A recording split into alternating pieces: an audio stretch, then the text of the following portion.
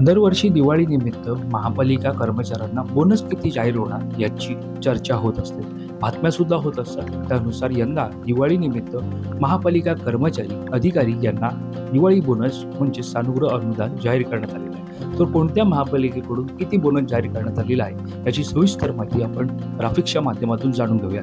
त्यानुसार दीपावली 2025 साठी मुंबई महापालिकेकडून अधिकारी कर्मचारी यांना 31,000 रुपये सानुग्रह अनुदान जाहीर करण्यात आलेलं आहे. त्यानुसार महापालिका अधिकारी कर्मचारी यांना 31,000 रुपये, अनुदान प्राप्त खाजगी प्राथमिक शाळा शिक्षक शिक्षकेतर कर्मचारी यांना 31,000 रुपये, महानगरपालिका प्राथमिक शाळेतील तसेच अनुदान प्राप्त खाजगी प्राथमिक शाळेतील शिक्षण सेवक यांना 31,000 रुपये, माध्यमिक शाळेतील शिक्षक शिक्षकेतर कर्मचारी अनुदानित विना अनुदानित यांना 31,000 रुपये, माध्यमिक शाळेतील शिक्षण सेवक यांना 31,000 रुपये, अध्यापक विद्यालय अधिव्याख्याते शिक्षकेतर कर्मचारी यांना 31,000 रुपये, अध्यापक विद्यालय शिक्षण सेवक यांना 31,000 रुपये, सामाजिक आरोग्य स्वयंसेविका यांना भाऊबीज भेट ही 14,000 रुपये, बालवाडी शिक्षिका मदतनीस यांना भाऊबीज म्हणून 5,000 रुपये अशा प्रकारे मुंबई महापालिकेकडून बोनस जाहीर करण्यात आलेला आहे.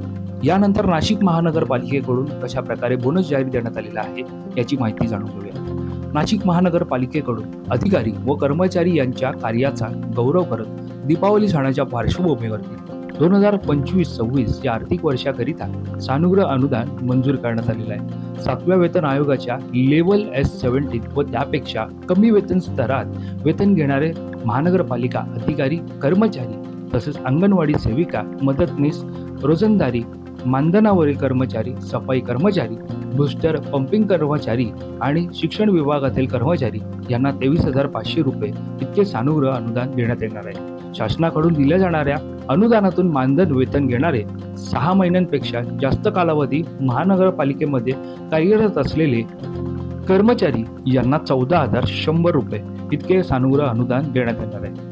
यानंतर नवी मुंबई महापालिकेकडून किती बोनस जाहीर करण्यात आलेला आहे याची माहिती जाणून घेऊया.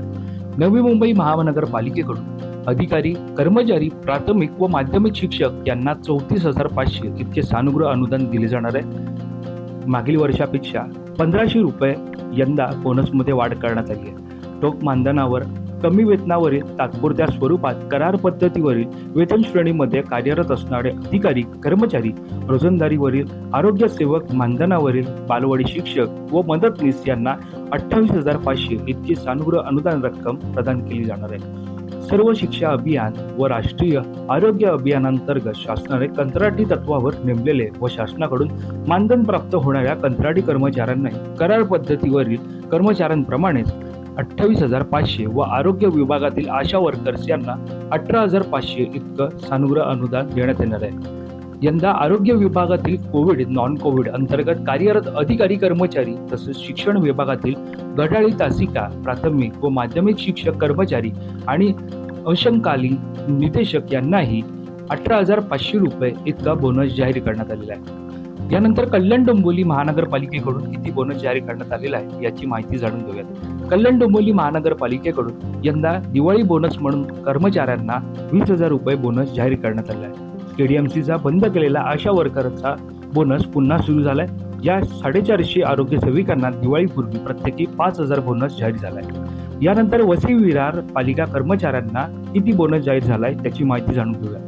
वसई विरार शहर महानगरपालिकेतील कर्मचाऱ्यांची दिवाळी यंदा गोड होणार आहे. 3,640 कर्मचाऱ्यांना प्रत्येकी 22,000चा बोनस जाहीर करण्यात आला आहे. यामध्ये पालिकेतील कायमस्वरूपी तसेच कंत्राटी कर्मचाऱ्यांचाही समावेश आहे.